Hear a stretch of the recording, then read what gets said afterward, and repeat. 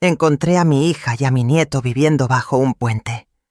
Me quedé helada cuando recordé que mi yerno había dicho que se habían mudado a Dubái y que nunca volverían después de aquella pelea hace 5 años. Los llevé a mi casa, pero cuando mi hija reveló la verdad sobre su marido, comprendí que el infierno que vivieron fue peor de lo que jamás imaginé. Me alegra que estés aquí. Si estás viendo este video, dame tu apoyo, suscríbete al canal y cuéntame en los comentarios desde dónde escuchas mi historia. Quiero saber hasta dónde ha llegado mi voz. Llegué en una tarde de sol suave y cielo despejado. La habitación del hotel que alquilé era pequeña pero acogedora, con un balcón diminuto que daba a una calle llena de gente que iba y venía sin rumbo fijo. Arrastré mi maleta hasta un rincón y me quedé quieta un momento largo, mirando hacia afuera mientras el ruido de la ciudad me envolvía. Se escuchaban vendedores ambulantes a lo lejos, mezclados con las risas de familias paseando y el claxon ocasional de algún auto impaciente. Me dije a mí misma que este viaje era para sanar, para olvidar los días pesados en Monterrey, donde mi casa ya solo guardaba silencio y recuerdos dolorosos desde que mi esposo murió hace 2 años. Tomé mi bolso de mano y salí del hotel caminando sin prisa hasta una pequeña plaza con una fuente que murmuraba suavemente y bancos de piedra fresca bajo la sombra de árboles antiguos. Me senté observando en silencio a un mimo que actuaba frente a turistas divertidos. Miré alrededor buscando un poco de alegría en los rostros desconocidos, intentando distraerme de mis propios pensamientos oscuros. Pero mis ojos se detuvieron sin querer en un rincón apartado detrás de la fuente, donde la luz del sol casi no llegaba. Allí, un niño pequeño estaba acurrucado contra la pared de piedra, abrazando con fuerza una mochila raída que parecía contener todo lo que poseía en el mundo. Era delgado hasta los huesos, con los pies descalzos llenos de tierra seca y el cabello revuelto pegado por el sudor del día caluroso. No pedía dinero como otros niños que había visto en la plaza. Solo se quedaba sentado en silencio absoluto, con los ojos grandes y oscuros, mirando a la gente pasar sin realmente verlos. Había algo en su postura encorvada, en la forma en que abrazaba esa mochila como si fuera lo único que le quedaba, que me apretó el corazón de una manera extraña y dolorosa. Una pareja de turistas pasó cerca riendo por alguna broma privada, y el hombre dejó caer sin darse cuenta un pedazo grande de pan dulce. El niño miró el trozo con los ojos brillantes pero llenos de duda y vergüenza. Dudó mucho tiempo, mirando a su alrededor como si temiera que alguien lo estuviera observando y lo fuera a regañar. Y luego se arrastró despacio, con movimientos cuidadosos como los de alguien acostumbrado a ser invisible. Recogió el pan, lo sacudió con cuidado quitándole el polvo y lo guardó en el bolsillo roto de su pantalón demasiado grande para su cuerpo diminuto. Ese gesto fue como una aguja clavándose directamente en mi pecho. No pude soportarlo más. Me levanté con las piernas temblando y caminé rápido hacia una panadería cercana que olía a pan recién horneado. Compré 4 conchas grandes todavía tibias y fragantes y una botella de jugo de naranja natural. Regresé a la plaza con el corazón latiendo fuerte y me acerqué al niño con pasos lentos para no asustarlo. Me agaché tratando de suavizar mi voz lo más posible. «Toma, pequeño, debes tener hambre». Él se sobresaltó violentamente y levantó la cabeza para mirarme con terror en los ojos. Sus ojos eran grandes, oscuros como la noche y llenos de desconfianza, como los de un animalito salvaje acostumbrado a que lo lastimen. Sonreí con ternura y empujé la bolsa de pan hacia él, pero cuando su mirada se cruzó completamente con la mía bajo la luz del sol, el tiempo pareció detenerse por completo. En su barbilla había una pequeña cicatriz en forma de media luna, tan distintiva que era imposible confundirla.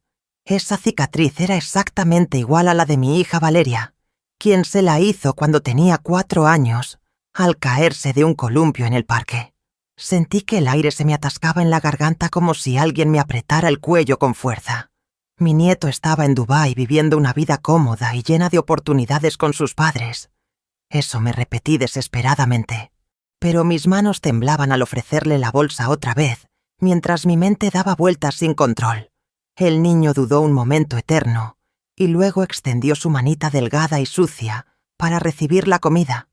Sus dedos pequeños y fríos a pesar del calor tocaron los míos brevemente.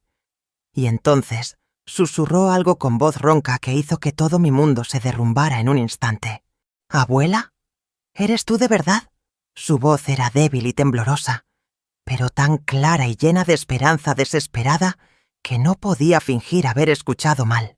Retiré mi mano de golpe como si me hubiera quemado con fuego. Mi corazón latía tan fuerte que pensé que se me saldría del pecho. Mi mente daba vueltas tratando de encontrar una explicación lógica. Me puse de pie de inmediato sintiendo las piernas débiles. Retrocedí un paso y forcé una sonrisa torpe que seguramente se veía falsa. «Te has equivocado, pequeño. Mi nieto está en Dubái con sus padres. Vive allá desde hace 5 años». No me atreví a mirar más a los ojos del niño. Esa mirada triste pero llena de esperanza frágil parecía suplicarme que no me fuera, que no lo abandonara otra vez. Me di la vuelta rápidamente y caminé con pasos acelerados, tratando de escapar de la sensación extraña y aterradora que me oprimía el pecho cada vez más fuerte. Me repetía como un mantra que no podía ser mi nieto, que era imposible, que mi mente me estaba jugando una mala pasada. Pero la voz débil del niño aún me perseguía resonando a mis espaldas como un eco doloroso. «Abuela, no te vayas. Abuela, por favor». Escuché sus pequeños pasos apresurados y torpes, el sonido de sus pies descalzos golpeando el pavimento caliente. Corría detrás de mí con toda la energía que su cuerpecito desnutrido podía reunir, su voz quebrada por el llanto contenido durante quién sabe cuánto tiempo. Me detuve en medio de un callejón estrecho con paredes de colores desgastados, con el corazón hecho un nudo apretado. El niño delgado de ojos enormes seguía aferrado a la orilla de mi blusa con sus deditos sucios, como si temiera que desapareciera en el aire si me soltaba, aunque fuera un segundo. Las lágrimas rodaban por su rostro sucio, dejando caminos limpios en sus mejillas, pero no lloraba fuerte ni hacía berrinche. Solo sollozaba bajito con la voz temblorosa llena de dolor. «¿De verdad no me reconoces, abuela? Soy yo. Soy Mateo». Sentí un dolor punzante en el pecho como si alguien me clavara un cuchillo y lo retorciera lentamente. Finalmente suspiré profundo y me senté en el escalón de una tienda cerrada desde hacía tiempo según el letrero desteñido. La piedra fría bajo mi cuerpo ya no importaba nada. Miré al niño tratando de mantener la voz lo más suave posible, a pesar del temblor. «Está bien, pequeño. Dime por qué estás aquí solo. ¿Dónde están tus padres?» El niño negó con la cabeza desesperadamente, su pequeña mano aferrándose todavía más fuerte a la mía, temeroso de que me levantara y me fuera dejándolo solo otra vez. Las lágrimas volvieron a brotar abundantes, deslizándose por sus mejillas sucias, pero trató de contenerlas mientras decía con voz temblorosa: «Si no me cree, la llevaré a ver a mi mamá. Cuando la vea me creerá, abuela. Por favor». Dudé durante varios segundos eternos. Una parte de mí quería huir corriendo, volver al hotel, hacer mi maleta y regresar a Monterrey olvidando todo esto como si fuera una pesadilla. Pero otra parte más fuerte no podía ignorar esa cicatriz idéntica, esos ojos que me recordaban tanto a mi hija cuando era pequeña, esa voz quebrada pidiendo ayuda. Finalmente asentí despacio, dejando que el niño tomara mi mano con la suya, pequeña y frágil. Caminamos por calles empedradas que se volvían cada vez más estrechas y descuidadas mientras nos alejábamos del centro turístico brillante. Las paredes coloridas dieron paso a muros grises y descascarados. El olor a comida callejera fue reemplazado por un aroma húmedo y desagradable que me revolvía el estómago. Mateo me guiaba con pasos rápidos, como si conociera cada piedra suelta del camino, cada esquina peligrosa. Llegamos finalmente a un puente viejo de concreto manchado, donde el río pasaba lento y sucio debajo. El ruido del tráfico sobre nuestras cabezas retumbaba constante creando un eco inquietante. Bajo ese puente había un campamento improvisado de cartones aplastados, lonas rasgadas, amarradas con cuerdas viejas y bolsas de plástico llenas de basura, o pertenencias imposibles de distinguir. El olor era penetrante, una mezcla de humedad, orín y desesperación que me hizo contener la respiración. Y entonces la vi. Una mujer delgada hasta parecer un esqueleto viviente estaba sentada sobre un pedazo de cartón mojado, con la espalda apoyada contra la pared fría de cemento. Su cabello largo y enredado caía como cortinas sucias sobre su rostro hundido. Vestía ropa que alguna vez fue blanca, pero ahora era un conjunto de harapos grises y rotos. Sus brazos desnudos mostraban la piel pegada a los huesos, llena de moretones antiguos y tierra incrustada. Mateo corrió hacia ella soltando mi mano. «Mamá, mamá, mira quién vino. Es la abuela». La mujer levantó la cabeza lentamente, como si ese simple movimiento le costara toda su energía. Cuando sus ojos finalmente encontraron los míos, sentí que el mundo entero se detenía y giraba al mismo tiempo. Esos ojos cansados y apagados, esos pómulos marcados, esa forma de inclinar la cabeza, aunque estuviera destrozada por el sufrimiento. Era mi hija Valeria. Mi niña hermosa que hace 5 años me dijo con lágrimas de rabia que nunca más quería verme, que se iba a vivir una vida mejor lejos de mí y de mis opiniones sobre su esposo. Las piernas me fallaron y caí de rodillas sobre la tierra húmeda, sin importarme ensuciar mi ropa. Las lágrimas brotaron sin control, quemándome las mejillas mientras trataba de formar palabras que no salían de mi garganta cerrada por la emoción. Valeria me miraba con una mezcla de vergüenza profunda, alivio desesperado y dolor acumulado durante años. «Mamá», susurró con voz ronca y quebrada por la falta de uso. «Mamá, perdóname». Me arrastré por el suelo sucio hasta donde estaba y la abracé con toda la fuerza que tenía, sintiendo sus huesos frágiles bajo mis manos temblorosas. Ella se derrumbó contra mi pecho sollozando sin sonido, como si hubiera olvidado cómo llorar con voz después de tanto tiempo guardando el dolor dentro. Mateo nos rodeó con sus bracitos delgados, creando un círculo pequeño y roto de familia bajo ese puente abandonado. No sé cuánto tiempo pasamos así abrazadas, mientras la ciudad seguía su ritmo indiferente arriba de nosotras. Finalmente me separé lo suficiente para mirar el rostro demacrado de mi hija, limpiando con mis pulgares las lágrimas que dejaban caminos limpios en sus mejillas sucias. Mi voz salió entrecortada. «¿Qué pasó, mi amor? ¿Dónde está Rodrigo? Me dijo que se iban a Dubái, que tenía un trabajo increíble esperándolo allá». Valeria cerró los ojos con fuerza como si mis palabras le causaran dolor físico.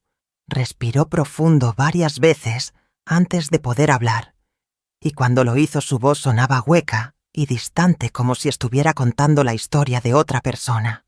«Todo fue mentira desde el principio, mamá. Rodrigo nunca tuvo un trabajo en Dubái. Nunca hubo ningún contacto esperándolo. Todo era parte de su plan». Me acomodé mejor en el suelo frío, preparándome para escuchar, mientras Mateo se acurrucaba contra el costado de su madre. Valeria continuó con la mirada perdida en algún punto lejano del horizonte invisible. Rodrigo había llegado a casa hace más de 5 años con papeles extendidos sobre la mesa de la cocina y una sonrisa emocionada que parecía genuina. Le dijo que finalmente había conseguido la oportunidad de sus vidas. Un puesto gerencial en una empresa constructora internacional en Dubái, con un sueldo que triplicaba lo que ganaban juntos. Pero necesitaban moverse rápido porque la oferta expiraba pronto. Había documentos que firmar, trámites que acelerar, permisos especiales que solicitar. Me dijo que para facilitar todo el proceso de mudanza internacional, lo mejor era poner la casa y las cuentas bancarias a su nombre temporalmente, explicó Valeria con voz temblorosa. Dijo que así los trámites serían más rápidos, que en Dubái todo funcionaba diferente y que necesitaba demostrar solvencia económica como cabeza de familia. Yo confié en él completamente, mamá. Firmé todo sin leer, sin preguntar, sin dudar ni un segundo. ¡Tah! Durante las siguientes semanas, Rodrigo vendió el auto que habían comprado juntos, después de años de ahorro. Vendió los muebles de la casa diciendo que era más barato comprar todo nuevo en Dubái que pagar por enviar sus cosas viejas. Cerró las cuentas de ahorro conjuntas y depositó todo en una cuenta que supuestamente era para los gastos del viaje y la instalación inicial en el nuevo país. Valeria entregó cada peso que había ahorrado de su trabajo como maestra, convencida de que estaba invirtiendo en el futuro brillante de su familia. Una semana antes del vuelo, recibí una citación judicial. Continuó Valeria con lágrimas silenciosas rodando por su rostro. Rodrigo había pedido el divorcio acusándome de cosas horribles que nunca hice. Decía que yo lo maltrataba, que era una mala madre, que había dilapidado el dinero de la familia. Cuando lo confronté llorando sin entender nada, me abrazó y me dijo que no me preocupara, que era solo un procedimiento legal necesario para proteger nuestros bienes durante la mudanza internacional, que los abogados de la empresa lo habían aconsejado así. Sentí náuseas creciendo en mi estómago mientras escuchaba. Valeria apretó mi mano con fuerza antes de continuar. El día del vuelo llegó finalmente. Rodrigo los llevó al aeropuerto en un taxi con las pocas maletas que les quedaban. Valeria recuerda que Mateo estaba emocionado hablando sin parar sobre los edificios gigantes que había visto en fotos de Dubái. En el aeropuerto, Rodrigo les dijo que se sentaran en la sala de espera mientras él iba a hacer el check-in y resolver unos últimos detalles con los boletos. Les dio un beso a cada uno y les prometió que volvería en 20 minutos. Pasó 1 hora. Luego 2. Valeria caminó por todo el aeropuerto, buscándolo desesperada con Mateo aferrado a su mano. Preguntó en los mostradores, revisó los baños, llamó su celular una y otra vez, escuchando solo el buzón de voz. Finalmente, una empleada de la aerolínea le confirmó lo que su corazón ya sabía. Rodrigo había abordado el vuelo solo hacía más de 1 hora. Un boleto de primera clase a su nombre, únicamente. Nunca hubo boletos para ella ni para Mateo. Me senté en el piso frío del aeropuerto sin poder respirar, susurró Valeria. Mateo lloraba preguntando dónde estaba su papá, y yo no podía responderle porque no entendía nada. Al día siguiente mi celular sonó desde un número desconocido. Era Rodrigo. Podía escuchar música de fondo, risas, el sonido de una piscina. Me dijo riéndose que había sido un idiota al creer que se llevaría a una estúpida como yo a arruinar su nueva vida.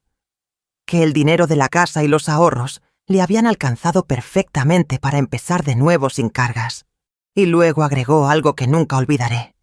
Dijo que ese era mi castigo por haber dudado de él cuando tú me advertiste, mamá, por haber defendido a mi propia madre en aquella pelea. Mi corazón se partió en pedazos recordando esa discusión terrible hace 5 años. Yo había visto señales extrañas en Rodrigo, comentarios despectivos hacia Valeria, control excesivo sobre el dinero, aislamiento de sus amistades. Traté de advertirle con cuidado, pero él lo tomó como un ataque personal. La pelea escaló hasta que Valeria me gritó que estaba celosa de su felicidad, que nunca aceptaría que ella tuviera un buen matrimonio. Rodrigo aprovechó ese momento para crear una brecha definitiva entre nosotras, convenciéndola de cortar todo contacto conmigo. Sin documentos no podía conseguir trabajo formal, continuó Valeria. Rodrigo se había llevado nuestros pasaportes, las actas de nacimiento, todo. Intenté ir a la policía, pero el proceso de divorcio que él había iniciado me hacía ver como la culpable. Gasté los últimos pesos que tenía en mi bolsillo en comida para Mateo durante esos primeros días. Dormimos en la estación de autobuses hasta que nos corrieron. Luego en bancos de parques hasta que un hombre sin hogar nos trajo aquí bajo el puente, diciéndonos que era más seguro. No pude escuchar más sin sentir que mi corazón se desgarraba en pedazos. Me levanté del suelo sucio y ayudé a Valeria a ponerse de pie sosteniéndola porque sus piernas temblaban débiles. Mateo se aferró a mi otra mano con fuerza, mientras los 3 salíamos de debajo de ese puente maldito que había sido su hogar durante tanto tiempo. Caminamos despacio hacia la avenida principal donde detuve el primer taxi que pasó. El conductor nos miró con desconfianza evidente al ver nuestro aspecto, pero el billete que saqué de mi bolsa lo convenció rápidamente de llevarnos. Durante el viaje en autobús de regreso a Monterrey, que duró casi toda la noche, Valeria y Mateo durmieron acurrucados en el asiento junto al mío. Yo permanecí despierta mirando las luces de las ciudades pasar por la ventana, mientras mi mente daba vueltas sin parar. La culpa me carcomía por dentro como un ácido ardiente. Si hubiera sido menos dura en mis advertencias hace 5 años, si hubiera mantenido la puerta abierta en lugar de dejar que el orgullo me alejara, tal vez mi hija hubiera podido regresar a mí antes. Tal vez no habrían sufrido 5 años enteros viviendo como animales abandonados. Llegamos a mi casa cuando el sol apenas comenzaba a salir, pintando el cielo de naranja y rosa. La casa que había estado tan silenciosa y vacía desde la muerte de mi esposo, de repente cobraba vida nuevamente con las voces de mi hija y mi nieto. Preparé agua caliente para que se bañaran mientras yo buscaba ropa limpia en los armarios. Las prendas me quedaban enormes a Valeria por lo delgada que estaba, pero al menos estaban limpias y olían bien. Después del baño, Mateo parecía un niño completamente diferente. Su cabello limpio y peinado revelaba rizos castaños que no había podido ver bajo la mugre. Sus ojos grandes brillaban con algo parecido a la esperanza, mientras exploraba tímidamente la casa, tocando los muebles como si fueran tesoros invaluables. Valeria salió del baño con el cabello mojado cayendo sobre sus hombros delgados, envuelta en una bata vieja que había sido mía. Lucía frágil como una muñeca de porcelana, a punto de romperse. Cociné el desayuno más grande que pude preparar con lo que tenía en la despensa. Huevos revueltos, frijoles refritos, tortillas calientes, queso fresco y jugo de naranja.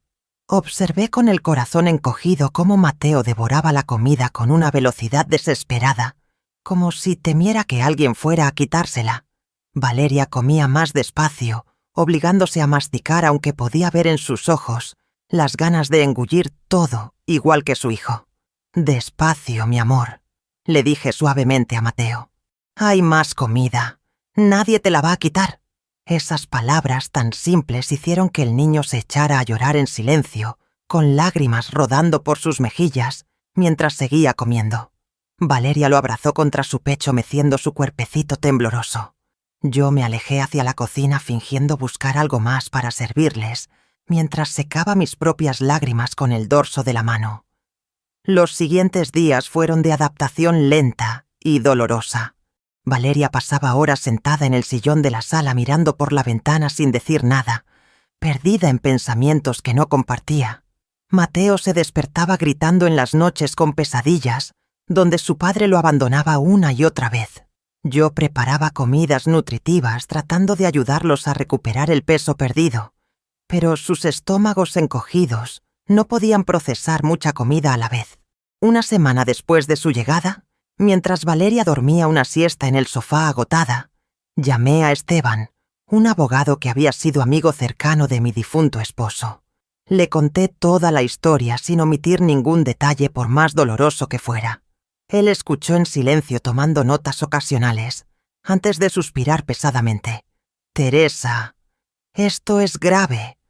Rodrigo cometió fraude patrimonial, abandono de hogar y posiblemente falsificación de documentos. Pero necesitamos pruebas y necesitamos actuar rápido antes de que pase más tiempo». Esteban vino a casa esa misma tarde con una joven abogada llamada Sofía, que se especializaba en casos de violencia económica y familiar.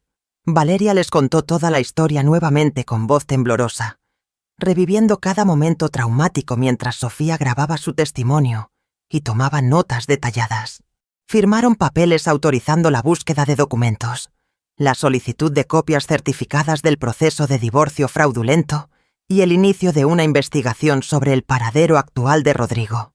«Lo primero es conseguir documentos nuevos para ti y para Mateo», explicó Sofía con voz firme pero amable.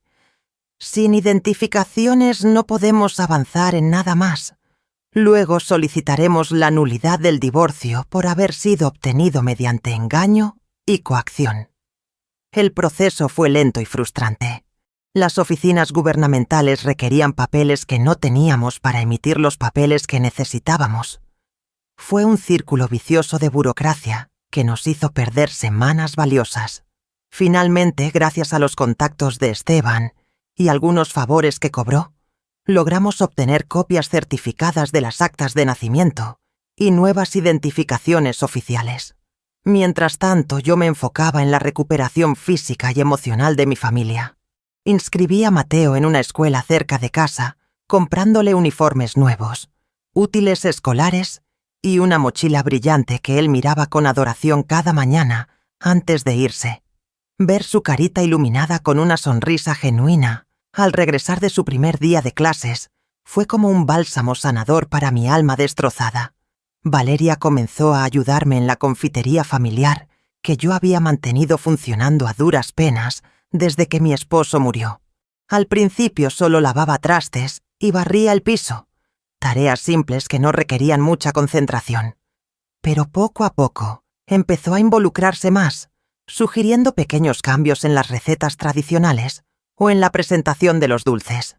Yo la observaba trabajar viendo destellos de la mujer brillante y creativa que había sido antes de que Rodrigo destruyera su vida. 2 meses después de haberlos traído a casa, Valeria entró una mañana a la cocina, donde yo preparaba el desayuno con un brillo diferente en los ojos. Traía una libreta llena de bocetos y anotaciones que había estado haciendo en secreto durante las noches de insomnio. «Mamá, tengo una idea», dijo con voz todavía tímida pero con determinación creciente. «Podríamos crear una página en Internet para la confitería, tomar fotos bonitas de los dulces, contar la historia de cómo comenzó el negocio, ofrecer envíos a otras ciudades. He estado investigando y es más fácil de lo que pensé». Me sorprendió gratamente su iniciativa. Durante las siguientes semanas, Valeria se dedicó con pasión renovada a crear esa presencia digital para nuestro pequeño negocio familiar. Aprendió sola a usar programas de diseño. Tomó fotografías profesionales con su teléfono viejo que yo había reactivado. Escribió descripciones encantadoras de cada producto. Mateo la ayudaba después de la escuela, acomodando los dulces para las fotos y probando las nuevas recetas que su madre desarrollaba. Los resultados fueron sorprendentes. Los pedidos comenzaron a llegar primero de forma esporádica, luego con mayor frecuencia, hasta que tuvimos que ampliar la producción. Valeria diseñó empaques nuevos más atractivos y modernos que los viejos que yo había usado durante décadas. Creó promociones especiales y programas de lealtad que atraían clientes recurrentes. La confitería que apenas me daba para vivir modestamente, de repente generaba ganancias que no había visto en años. Una tarde, mientras empacábamos un pedido grande, recibimos un correo electrónico de una empresa distribuidora con sede en Texas. Habían descubierto nuestros productos a través de la página web y estaban interesados en importar nuestros dulces tradicionales para venderlos en tiendas especializadas de comida mexicana en Estados Unidos. Querían programar una videollamada para discutir términos y cantidades. Valeria y yo nos abrazamos llorando de felicidad, mientras Mateo daba saltos emocionado, aunque no entendía completamente qué significaba todo aquello. Por primera vez en mucho tiempo sentí que la vida nos estaba devolviendo algo de lo mucho que nos había quitado. Mi hija estaba recuperando su dignidad, su creatividad y su fuerza. Mateo iba a la escuela sonriendo cada día, haciendo amigos y sacando buenas calificaciones. Nuestra familia rota estaba sanando lentamente, pero yo sabía que faltaba algo importante. Rodrigo seguía libre en algún lugar del mundo, disfrutando del dinero que había robado, mientras nosotras trabajábamos duro para reconstruir lo que él había destruido. Esa injusticia me quemaba por dentro cada vez que veía a Valeria despertar, gritando de pesadillas, o cuando Mateo preguntaba con vocecita triste si su papá algún día volvería por él. Mientras tanto, Esteban y Sofía trabajaban incansablemente investigando el paradero de Rodrigo. Contrataron a un investigador privado que rastreó sus movimientos a través de publicaciones en redes sociales que el idiota había hecho sin proteger su privacidad. Rodrigo había estado en Dubái efectivamente, pero las fotografías que compartía mostraban una realidad muy diferente a la vida exitosa que aparentaba. Estaba en casinos lujosos, restaurantes carísimos, playas exclusivas, siempre con copas en la mano y rodeado de gente que claramente solo lo buscaba por su dinero. El investigador descubrió que Rodrigo Había dilapidado la fortuna robada en apuestas desenfrenadas, inversiones fallidas en criptomonedas y un estilo de vida absurdamente extravagante que no podía sostener. 6 meses atrás, había dejado Dubái huyendo de deudas con prestamistas peligrosos. Ahora estaba de regreso en México, específicamente en Monterrey, viviendo en un departamento barato, rentado bajo el nombre de un conocido que le debía favores. Cuando Esteban me dio esa información, sentí que la sangre me hervía. Ese miserable estaba en la misma ciudad que nosotras, probablemente planeando su siguiente estafa, mientras mi hija todavía se despertaba temblando en las noches. Quise ir personalmente a confrontarlo, pero Sofía me detuvo con firmeza. Teresa, cualquier contacto directo podría arruinar el caso legal. Necesitamos que él se acerque a ustedes por su propia voluntad. Necesitamos que cometa un error. No tuvimos que esperar mucho. 3 semanas después, una tarde soleada de sábado, un taxi se detuvo frente a mi casa. Yo estaba en el jardín regando las plantas mientras Mateo jugaba con un balón. El niño se quedó paralizado cuando vio quién bajaba del vehículo. Rodrigo emergió usando un traje que se veía caro, pero prestado por cómo le quedaba mal. Gafas oscuras de diseñador y una sonrisa practicada que no llegaba a sus ojos. Mateo, hijo mío, ¿no vas a saludar a tu papá? Mateo retrocedió instintivamente a esconderse detrás de mí, aferrándose a mi pierna con ambas manos. Ese gesto simple le dijo a Rodrigo todo lo que necesitaba saber sobre cuánto lo odiaba su propio hijo. La sonrisa falsa vaciló por un segundo, antes de que la recompusiera. Teresa, ¿cuánto tiempo? Te ves bien, considerando las circunstancias. Su tono condescendiente me hizo apretar los puños con fuerza. Valeria había salido de la casa al escuchar voces extrañas y se quedó congelada en el umbral de la puerta al ver a su ex esposo. El color abandonó su rostro dejándola pálida como un fantasma. Rodrigo la miró de arriba abajo con una expresión que mezclaba desprecio y falsa preocupación. Valeria, mi amor, te ves terrible. Claramente necesitas que alguien cuide de ti apropiadamente. No te atrevas a llamarla así. Siseé dando un paso protector hacia adelante. No tienes ningún derecho a estar aquí después de lo que hiciste. Rodrigo se quitó las gafas lentamente, revelando ojos calculadores que evaluaban la situación. Sacó un sobre arrugado del bolsillo interior de su saco y lo agitó en el aire como si fuera algún tipo de trofeo. Vengo en son de paz, Teresa. He reflexionado mucho sobre mis errores. Quiero ser parte de la vida de mi hijo nuevamente. Quiero compensar a Valeria por los malentendidos del pasado. De hecho, estoy dispuesto a compartir la custodia de Mateo y a ayudar económicamente con la manutención. La palabra malentendidos casi me hace estallar. Como si abandonar a tu familia en un aeropuerto después de robarles todo fuera simplemente un malentendido. Pero me obligué a mantener la calma recordando las instrucciones de Sofía sobre no confrontarlo directamente todavía. ¿Y por qué este cambio de corazón tan repentino?, pregunté con voz gélida. Rodrigo sonrió más ampliamente mostrando dientes demasiado blancos. Porque soy su padre, Teresa, y porque he escuchado que la confitería familiar está teniendo bastante éxito últimamente. Sería una pena que todo ese esfuerzo se perdiera por falta de apoyo legal apropiado. Como el padre de Mateo y todavía técnicamente el esposo de Valeria, según ciertos documentos, tengo derechos sobre los bienes familiares. Ahí estaba la verdadera razón detrás de su repentino interés paternal. Había descubierto que estábamos prosperando y quería su parte del pastel, sin haber contribuido absolutamente nada. Valeria dejó escapar un sollozo ahogado, cubriéndose la boca con ambas manos. Mateo comenzó a llorar silenciosamente, aún escondido detrás de mí. «Vete de mi propiedad ahora mismo», dije con voz que no admitía discusión. «Si quieres hablar de derechos legales, hazlo a través de abogados». Rodrigo se encogió de hombros con indiferencia fingida, pero pude ver la rabia burbujeando bajo su máscara de civilidad.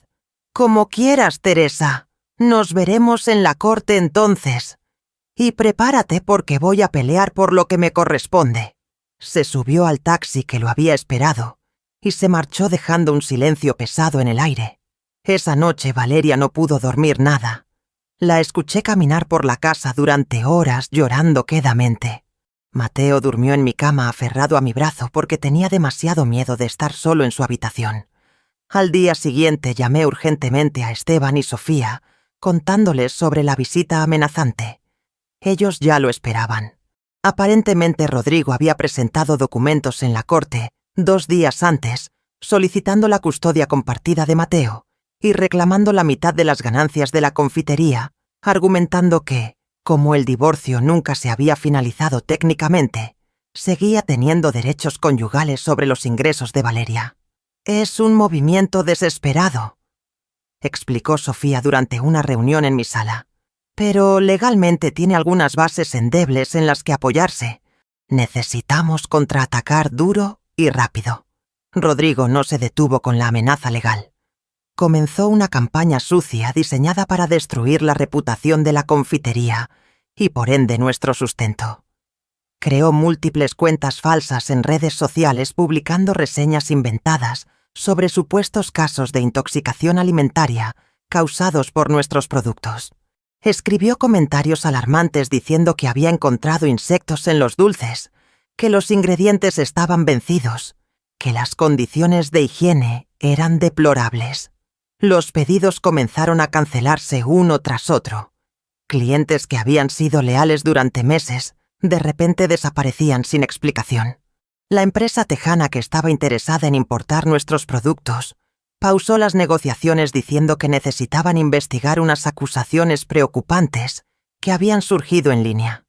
Valeria lloraba viendo su trabajo duro desmoronarse, mientras intentaba desesperadamente responder a cada comentario falso con explicaciones racionales que nadie parecía creer. Entonces apareció el video. Una grabación que se volvió viral mostrando a una mujer llorando histéricamente en un hospital al lado de una niña pequeña, conectada a monitores y sueros. La mujer sollozaba frente a la cámara, contando entre lágrimas cómo su hija había comido dulces de nuestra confitería en una fiesta de cumpleaños y había terminado gravemente intoxicada con daño renal que posiblemente sería permanente. La grabación era emotiva, convincente y completamente falsa. El teléfono de la confitería no dejaba de sonar con clientes furiosos exigiendo explicaciones. Recibimos amenazas de demandas colectivas. Inspectores de salud aparecieron sin previo aviso para revisar nuestras instalaciones, encontrando por supuesto que todo estaba en perfecto orden, pero el daño a nuestra imagen ya estaba hecho. Los vecinos comenzaron a mirarnos con desconfianza. Alguien lanzó huevos podridos contra la fachada de la casa durante la noche. Mateo llegó llorando de la escuela porque otros niños lo llamaban hijo de envenenadores y no querían jugar con él. Valeria se derrumbó finalmente una noche después de recibir otro pedido de cancelación. Se dejó caer en el suelo de la cocina sollozando con desesperación mientras golpeaba el piso con los puños. «No puedo más, mamá. Él siempre gana. Siempre encuentra la manera de destruir todo lo que trato de construir. Tal vez deberíamos darle lo que quiere. Darle la mitad del negocio para que nos deje en paz». Me arrodillé junto a ella tomando su rostro entre mis manos, obligándola a mirarme a los ojos. «Escúchame bien, Valeria. No vamos a rendirnos. Ese hombre te quitó 5 años de tu vida. No le daremos ni un día más de poder sobre ti». Esa misma noche llamé a Esteban sin importar que fueran pasadas las 11. Su voz somnolienta se despejó rápidamente cuando le conté sobre el video viral y la campaña de destrucción sistemática. Quedamos de vernos a primera hora de la mañana siguiente con Sofía para trazar un plan de batalla definitivo. La reunión en el despacho de Esteban fue intensa y prolongada. Sofía llegó con carpetas llenas de investigaciones que había estado realizando en paralelo. El investigador privado también se presentó trayendo información crucial que cambiaría todo el panorama del caso. «Encontramos el origen de todas las cuentas falsas», explicó mostrando una tablet con capturas de pantalla marcadas con círculos rojos. Todas fueron creadas el mismo mes desde el mismo café internet en la zona norte de Monterrey. Conseguimos acceso a las grabaciones de las cámaras de seguridad del establecimiento. Reprodujo varios videos granulosos pero claros, donde se veía a Rodrigo sentado frente a diferentes computadoras durante varias sesiones a lo largo de 2 semanas. En las grabaciones se le veía escribir furiosamente, tomar fotografías con su celular y subirlas a las pantallas, crear perfiles tras perfiles con información falsa. La evidencia era irrefutable y devastadora para él. ¿Y qué hay del video de la niña hospitalizada?, pregunté sintiendo una chispa de esperanza crecer en mi pecho.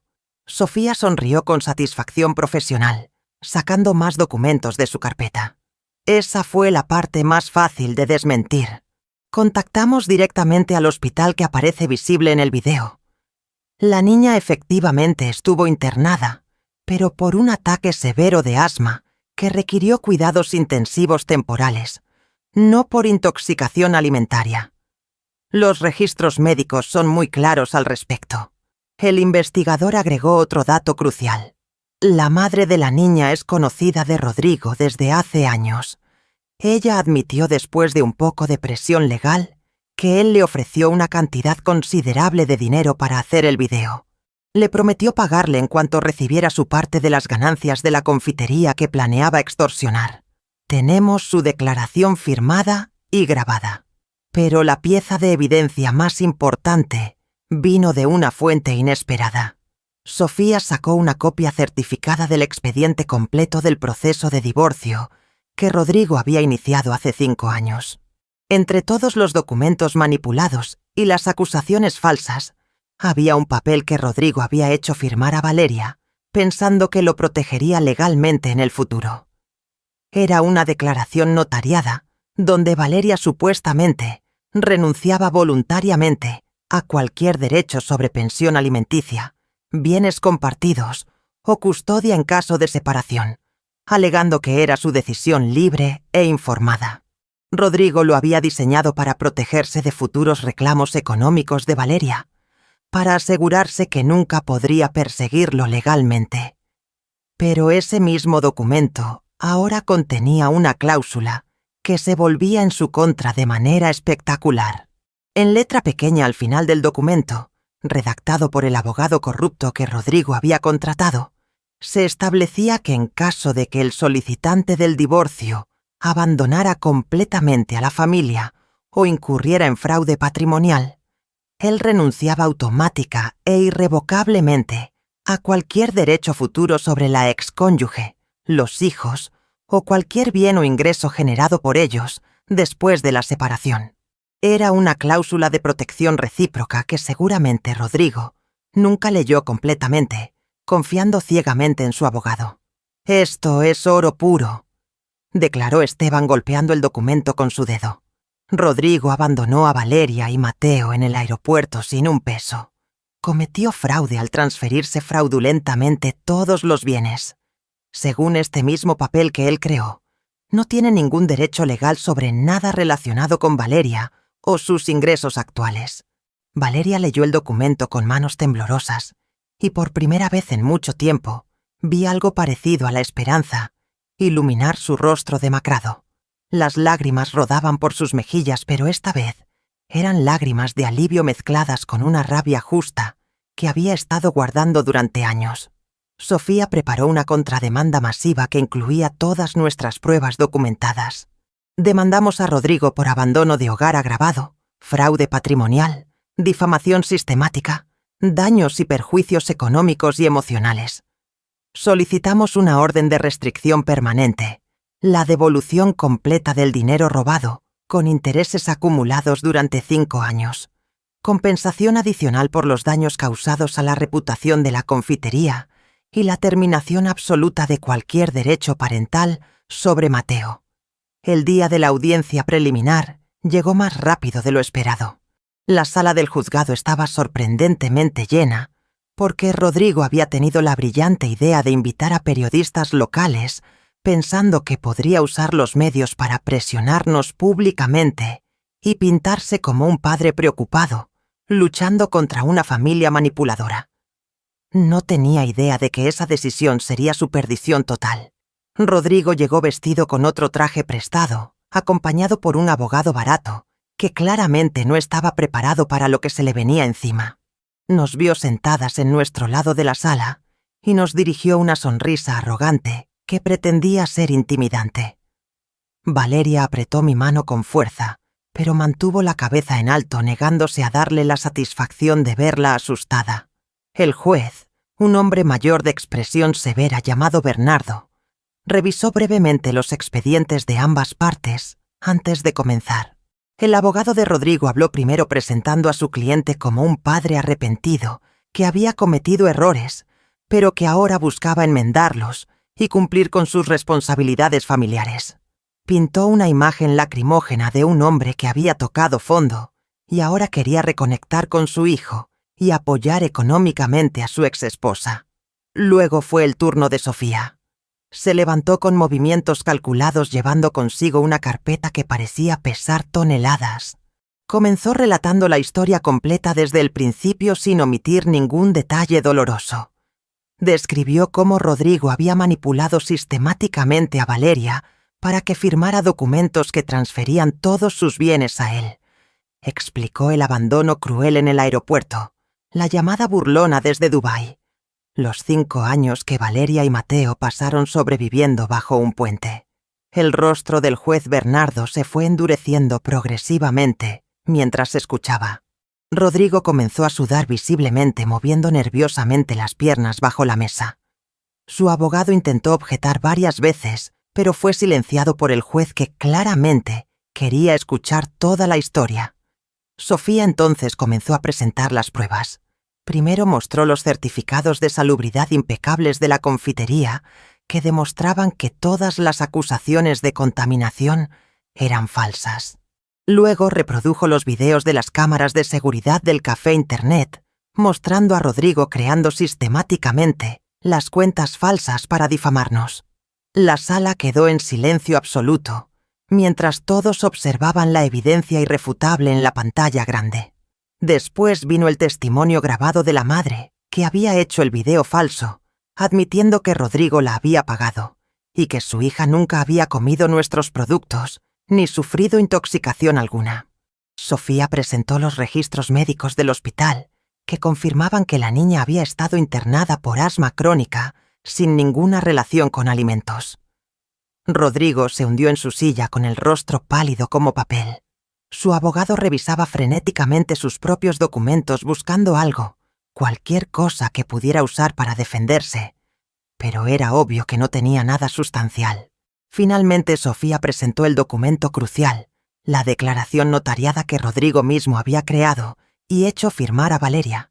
Leyó en voz alta y clara la cláusula que lo condenaba, la que establecía su renuncia automática a cualquier derecho en caso de abandono o fraude. La sala estalló en murmullos. Los periodistas presentes garabateaban furiosamente en sus libretas, captando cada palabra de la revelación dramática. El juez Bernardo golpeó su martillo, exigiendo silencio. Se quitó los lentes limpiándolos lentamente mientras procesaba toda la información presentada. Cuando volvió a hablar, su voz retumbaba con autoridad y disgusto apenas contenido. En todos mis años en este tribunal, rara vez he visto un caso de manipulación y crueldad tan sistemática y calculada. El juez Bernardo continuó hablando mientras miraba directamente a Rodrigo, con una expresión de profundo desprecio. Señor, usted no solo abandonó a su familia de la manera más cobarde imaginable, sino que robó sistemáticamente todo lo que poseían. Los dejó en la miseria absoluta durante 5 años. Y cuando finalmente lograron reconstruir sus vidas a través del trabajo honesto y el sacrificio, regresó como un buitre intentando arrebatarles lo poco que habían conseguido recuperar. Rodrigo intentó levantarse para hablar, pero su abogado lo jaló de vuelta al asiento sabiendo que cualquier cosa que dijera solo empeoraría su situación.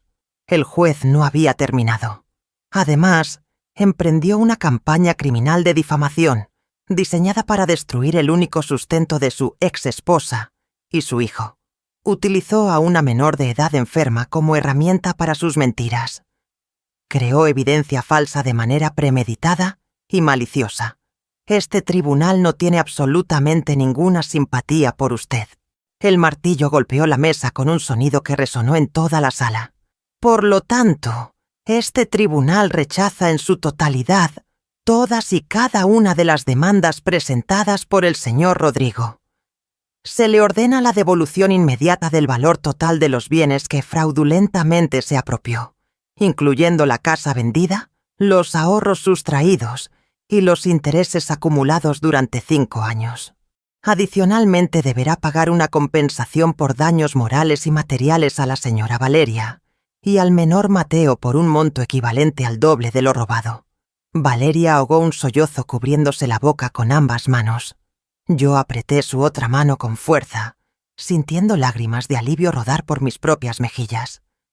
El juez todavía no terminaba de pronunciar la sentencia. Se establece además una orden de restricción permanente que prohíbe al señor Rodrigo acercarse a menos de 500 metros de la señora Valeria, el menor Mateo o la señora Teresa.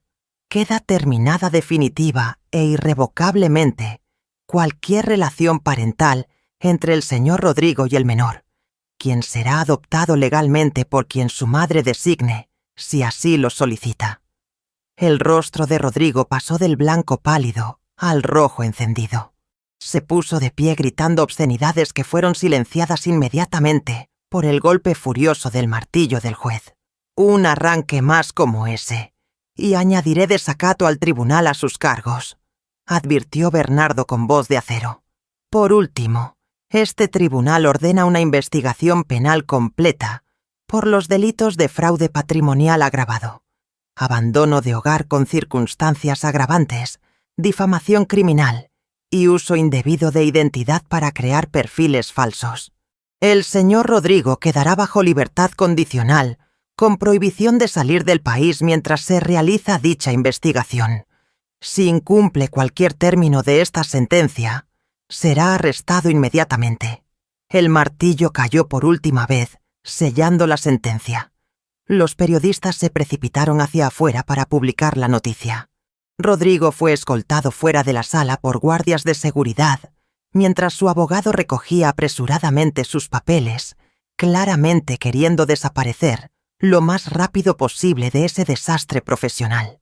Valeria se derrumbó en mis brazos sollozando, pero esta vez eran lágrimas de liberación pura. 5 años de terror, humillación y sufrimiento finalmente habían terminado. Mateo, que había estado esperando afuera con una asistente social, corrió hacia nosotras cuando salimos de la sala. Lo levantamos entre las dos cubriéndolo de besos, mientras él reía sin entender completamente qué había pasado, pero sintiendo la felicidad radiante de su madre y su abuela. Los días siguientes fueron un torbellino de actividad. Esteban y Sofía trabajaron incansablemente para ejecutar la sentencia. Los pocos bienes que Rodrigo había logrado conservar fueron embargados inmediatamente. Su cuenta bancaria, que contenía apenas una fracción miserable de lo que había robado, fue congelada y transferida a una cuenta a nombre de Valeria. Como no tenía manera de pagar la suma total ordenada por el juez, se estableció un plan de pagos forzosos que incluía el embargo de cualquier salario futuro que pudiera obtener, hasta saldar completamente la deuda. La investigación penal avanzó rápidamente con toda la evidencia que ya habíamos recopilado. Rodrigo fue formalmente acusado de múltiples delitos, y aunque logró evitar la cárcel mediante una fianza que tuvo que pedir prestada a familiares lejanos, quedó esencialmente arruinado y marcado con antecedentes criminales que le impedirían conseguir empleo decente en el futuro. Pero más importante que el castigo legal fue lo que sucedió después con nuestra familia.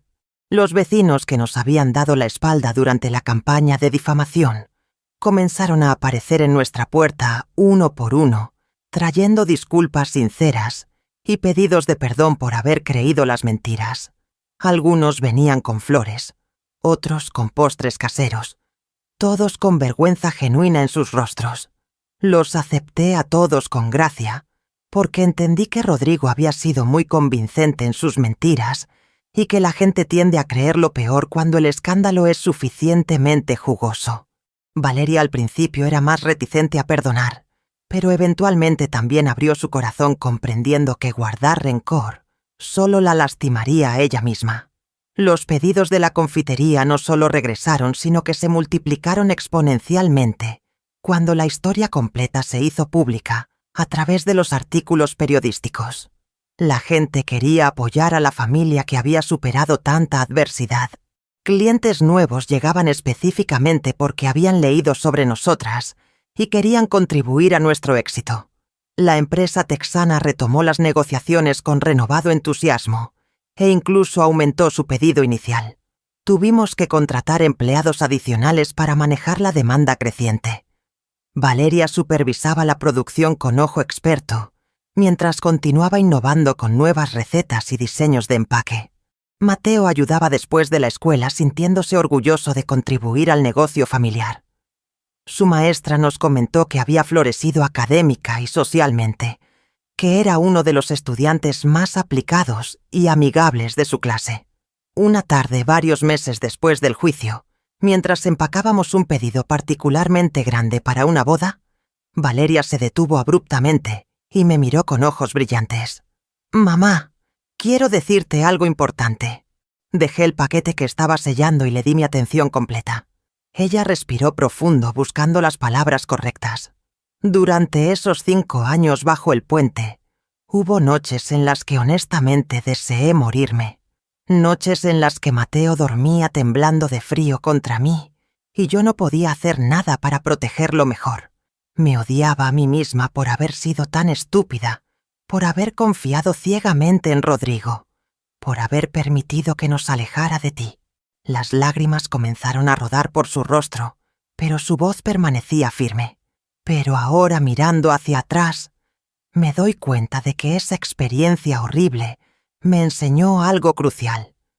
Me enseñó mi propia fuerza, mi capacidad de sobrevivir contra todo pronóstico. Me enseñó a valorar las cosas realmente importantes, como el amor incondicional, la dignidad personal y la familia verdadera. Me acerqué abrazándola fuertemente. «Mi amor, nada de lo que pasó fue culpa tuya.